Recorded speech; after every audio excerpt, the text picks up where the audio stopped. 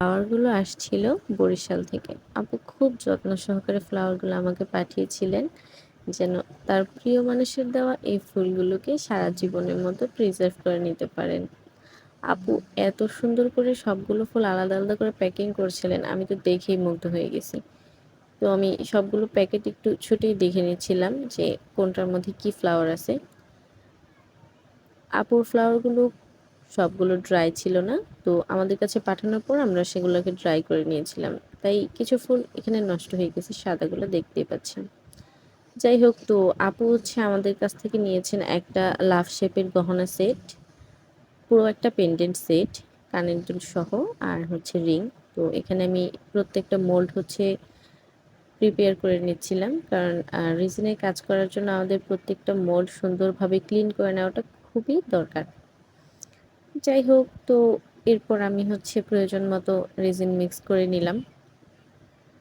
আপু আমার কাছে রিকোয়েস্ট করেছিলেন যেন আপুর হচ্ছে প্রত্যেকটা ফুল আপুর চুড়িতে দেওয়া হয়।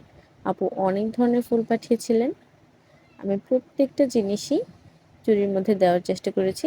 চুড়ি নয়, পুরো গহনাটাতেই দেওয়ার চেষ্টা করেছি, এবং শেষে অল্প কিছু ফ্লাওয়ার বেঁচে গিয়েছিল, সেগুলো আবার পার্সেল দেওয়ার সময় আপুকে পাঠিয়েও দিয়েছিলাম। এই যে দেখতেই পাচ্ছেন কতটা যত্ন সহকারে আপুর প্রিয় মানুষের দেওয়া ফুলগুলো আমরা রেজিনের মধ্যে প্রিজার্ভ করে দিচ্ছি। আপনারাও যদি আপনাদের প্রিয় মানুষের দেওয়া ফুল, অথবা আপনি নিজেই যদি নিজের জন্য কিছু বানিয়ে নিতে চান ফুল প্রিজার্ভ করে, তাহলে অবশ্যই আমাদের সাথে যোগাযোগ করবেন।